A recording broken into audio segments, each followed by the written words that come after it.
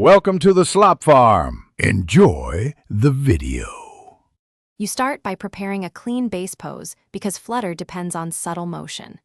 Select your character, duplicate it for safety, and pick a neutral standing pose with relaxed shoulders.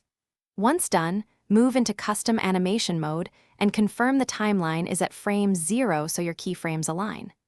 Make sure arms are slightly away from the torso. This gives room for wing or hair motion. This foundation reduces jitter and makes later motion edits read as intentional fluttering. Now you build the actual flutter.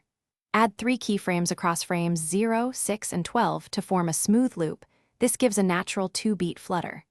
At each keyframe, tilt the wing or hair pieces in alternating angles, around 10 to 18 degrees, so motion reads as up then down. Once done, apply ease in and ease out curves to the rotation and opacity tracks so movement accelerates then decelerates. This prevents robotic snaps. Preview the loop and tweak timing until it feels light and airy. Finish by refining synchronization and small offsets. Stagger element starts by 1 to 3 frames so feathers, hair, and accessories don't move identically. This creates a believable flutter cascade.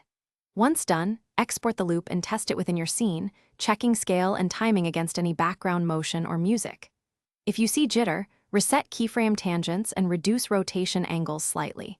If elements clip, nudge positions or add a subtle shadow layer. These fixes solve most final glitches quickly. Thanks for watching. Consider subscribing if we helped you today.